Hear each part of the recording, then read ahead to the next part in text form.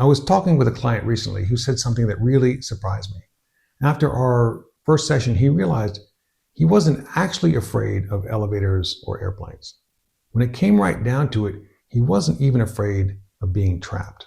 What terrified him was the thought of that overwhelming feeling taking over, the racing heart, the panic, the sense that something inside him would take control and he wouldn't be able to stop it. And I think a lot of people with claustrophobia know exactly what he meant. Because if you've ever avoided an elevator, put off a medical procedure, or turned down a flight to a place you really wanted to go, you've probably asked yourself a question like this: will I ever get over this? Is there any hope for me? And you know logically that you're not going to die in the elevator. You know the airplane is designed to fly. You know the MRI machine is there to help you. But your body reacts as if your life is in immediate danger, and that feeling you get is so scary, you just can't face it. And that's incredibly frustrating. So maybe you take the stairs everywhere. Granted, there's some health benefits to that, but it's super inconvenient. Maybe you've skipped vacations. Maybe you've avoided visiting family members. Maybe you've postponed an important medical test because the fear is simply too overwhelming. Avoiding these situations usually brings relief in the moment, but it also teaches your brain, good thing we got out of there, that was really dangerous. Which means the fear usually doesn't stay the same, it grows. The list of places and situations you avoid can get longer and longer. But here's the good news. The fact that your mind learned this response means it can learn something different. In this video, I'll show you why claustrophobia isn't a sign that you're in danger, but an overprotective response that's trying to keep you safe. How to work with that part of yourself instead of fighting against it, and some practical techniques that you can start using right now to calm your body and retrain your mind so you can begin taking back the parts of your life that claustrophobia may have been stealing from you. But before we get into the steps, I think it's important to understand exactly what you're actually fighting against. A client once shared with me an image that I think perfectly captured the way claustrophobia works. His father was blind and he had a seeing eye dog. When the harness was off, the dog was just a dog. She would wag her tail and run around and greet people, just like any other dog. But when the harness was on, everything changed. That dog became laser focused on one thing: keeping her master safe. If he stepped too close to a curb, she'd pull him back. If she sensed danger, she'd bark.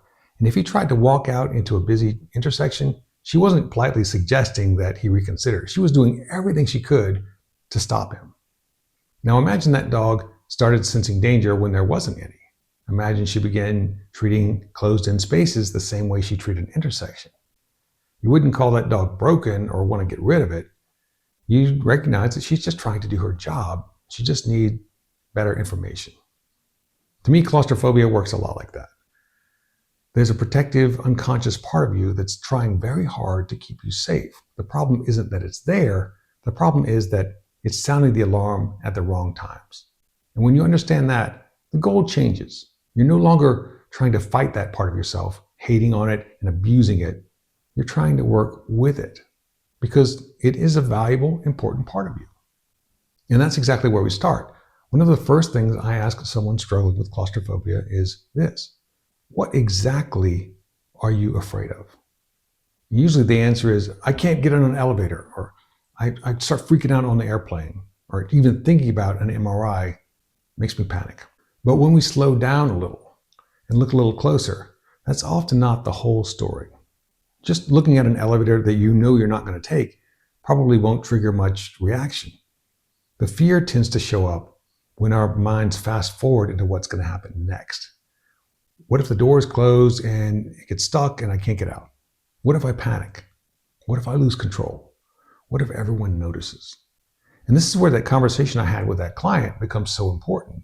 The one who said he was afraid of his own reaction, the panic, the racing heart, the sense that something inside would take over and he wouldn't be able to stop it. In other words, he wasn't afraid of the situation. He was afraid of what he imagined he would experience in the situation.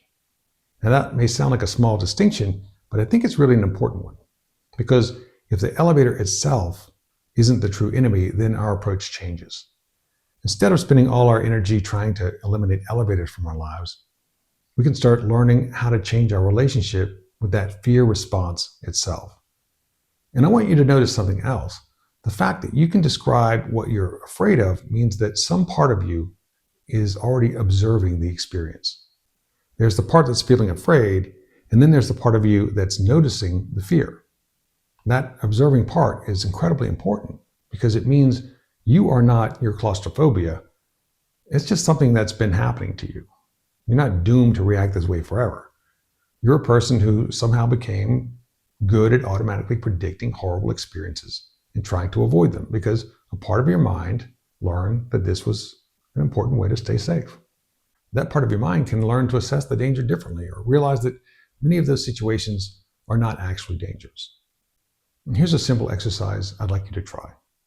The next time you notice yourself feeling anxious about an enclosed space, just pause and ask yourself, what am I actually afraid is going to happen? Not what you're supposed to be afraid of, not the obvious answer. What's the specific fear? Is it being trapped? Is it losing control? Is it having a panic attack? Is it feeling embarrassed? Getting curious about that question doesn't make the fear disappear right away, but it helps you to stop fighting shadows. Because once you know what you're actually afraid of, you can begin working with it instead of running from it. And one of the questions I ask clients catches them completely off guard. I say, teach me how to have claustrophobia. And they look at me like I'm crazy and they say, what? So I ask again, if I wanted to have your exact experience, what would I need to imagine? What would I need to tell myself? Just walk me through it. And at first, many people insist they don't do anything. It just happens. And I understand why that feels that way because the fear response is so fast and so automatic that it seems to come out of nowhere. But when we slow the process down, something interesting starts to happen. People begin describing exactly how they create the experience.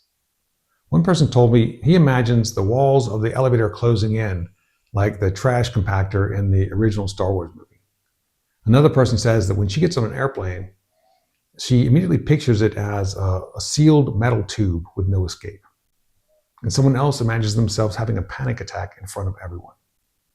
Others picture themselves being trapped forever or losing control or passing out. And here's what's fascinating. Every person's version is different. Everyone creates their own experience differently because all people with claustrophobia have one thing in common. They have incredibly powerful imaginations, which is exactly why they're so easy to work with. Now, before you misunderstand me, I'm not saying the fear isn't real. The pounding heart is real. The panic is very real.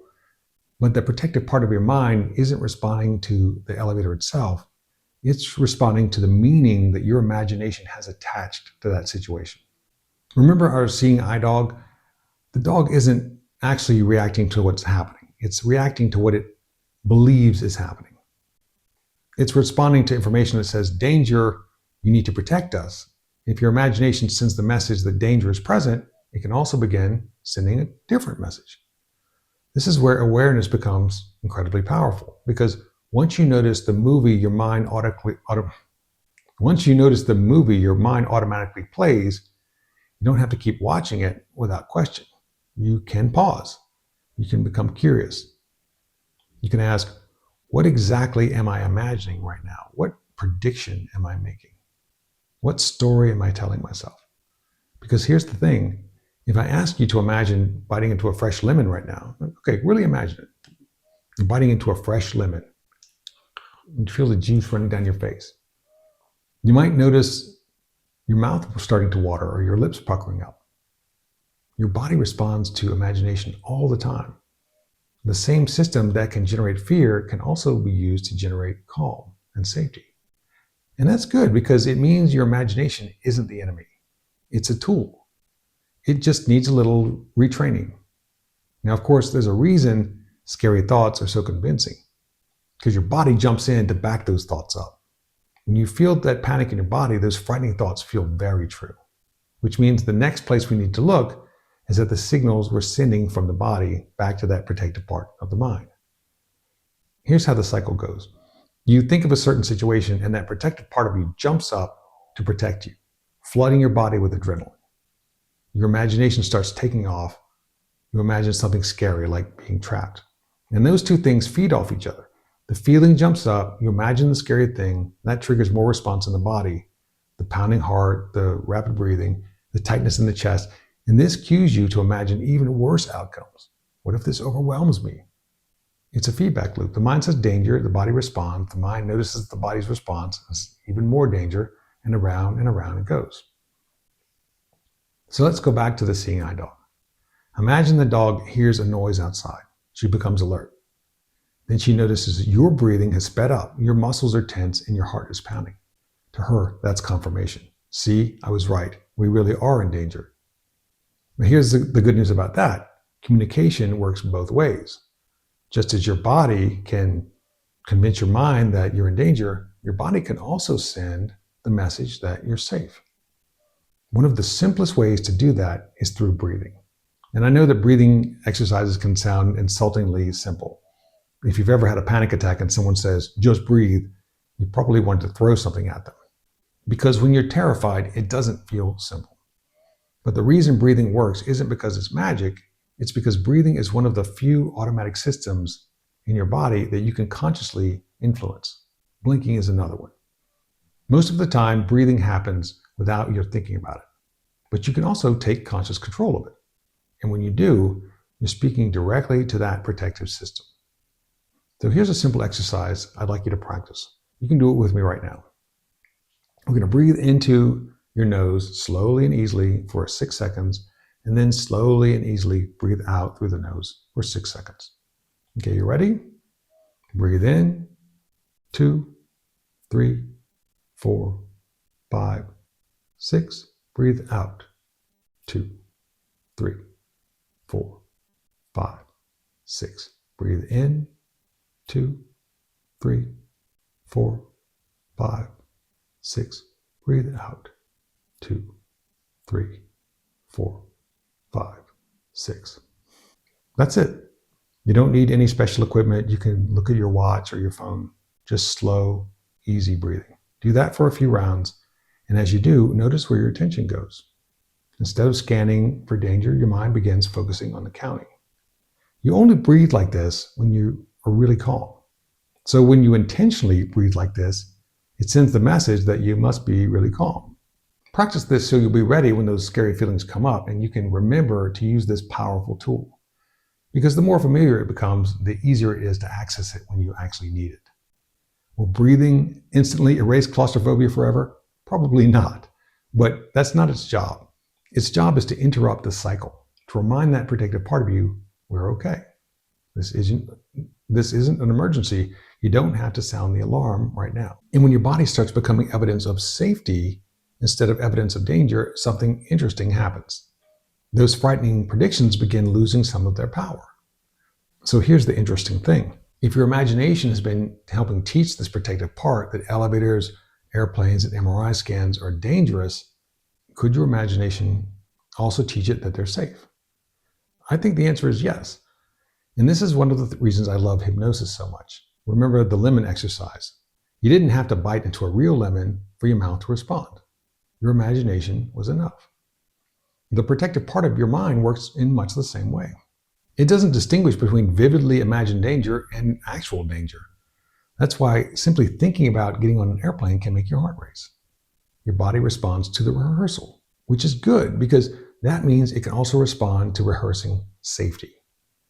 So instead of waiting until you're in the middle of the situation you fear most, try this. Begin with the breathing exercise we did a little earlier. Breathe in slowly for 6 seconds. Breathe out slowly for 6 seconds. And do that until you feel settled. Then, while maintaining this slower breathing, start imagining one of the situations that normally triggers your claustrophobia. Picture yourself stepping into the elevator, imagine boarding the airplane, or lying comfortably in the MRI scanner. At first, you may notice the anxiety show up, and that's okay. Remember, the seeing eye dog is paying attention, but this time something different's happening because instead of imagining danger while your body screams emergency, you're pairing those images with a body that's communicating, we're okay. This isn't an emergency. You don't have to protect us from this. You're giving that part new information. And because information is so powerful, Many people are surprised at how quickly things begin to shift. They discover that the pictures in their mind become less intense. The catastrophic prediction loses some of its certainty. Sometimes they even find themselves spontaneously imagining different outcomes altogether. Instead of seeing the elevator as a trap, they picture themselves arriving safely at their floor. Instead of imagining panic on an airplane, they imagine themselves settling into the seat and enjoying the trip. Now, does everyone change at exactly the same pace? Of course not. But you don't have to spend months proving to yourself that you're safe. You can begin this retraining process from your own living room right now. And for some people, after just a few practice sessions like this, they feel ready to test it out in the real world. Maybe they take the elevator. Maybe they book the flight. Maybe they finally complete that medical procedure they've been putting off. And it's important to take every success as a win, as proof that these situations are not dangerous and you can do it. And little by little, or sometimes surprisingly quickly, that protective part learns a new lesson. The world is bigger than it thought it was, and you can step into it now. Now, for some people, the things that we talked about in this video are enough to create significant change. They begin breathing differently. They start noticing the stories they've been telling themselves. They use their imagination to rehearse safety instead of danger. And they find that situations that once seemed impossible become manageable. For others, having someone guide them through this process can make all the difference. And that's one of the things I love about hypnosis. Despite what movies would have you believe, hypnosis isn't about giving up control. It's about getting control back. If you have claustrophobia, you are hypnotized already. The hypnosis I do is really dehypnosis. It's about helping you communicate more effectively with that protective part of yourself, like the seeing eye dog. We're not trying to get rid of the dog. We don't want to eliminate that part of you that's been keeping you safe. It's an important part of who you are. We just want it to do its job with a little bit more finesse, to recognize the difference between a genuine threat and an elevator or an airplane or an MRI or any other closed space. Sometimes having another person guide that conversation can help that new learning happen more quickly, because we can talk directly with that part instead of just indirectly through breathing and imagination. I had a client who came to me because she had an MRI scheduled for a few days later, and she was absolutely terrified. She built it up as this, in her mind, as this huge, overwhelming experience, and she wasn't sure she was going to be able to get through with it. And after one session together, she went and had the MRI. And when I spoke with her afterwards, she told me everything had gone smoothly. In fact, she had to stop and think for a moment when I asked her, because she had almost forgot what a huge deal it had been beforehand. The fear that had felt so immediate and so overwhelming simply wasn't running the show anymore. Now, does everyone change that quickly? No. People are different. But experiences like that remind me that meaningful change doesn't have to take years or even months. Once that protective part finally understands, oh, this isn't something I need to protect you from. Things can shift much faster than you expect. But whether you do this work on your own or with professional support, I hope you'll remember this. The fear you've been experiencing isn't proof that you're broken or that something is wrong with you. It's proof that some part of you has been trying very hard to protect you. It just learned the wrong lesson and needs to be given a new one. One of the biggest mistakes people make with panic is waiting until they're already overwhelmed before they try to think about their breathing, like trying to learn how to swim after you've fallen out of the boat. And here's the thing, not all breathing is equally helpful. In fact, some breathing, like breathing the wrong way, can actually make panic worse. The good news is there's a simple technique called 6-6 breathing that can help communicate safety to that protective part of your mind. The more you practice it, the more automatic it becomes when you most need it. So if you'd like me to show you exactly how to use 6-6 breathing and some of the common mistakes that accidentally keep the panic cycle going, click right here and watch the next video.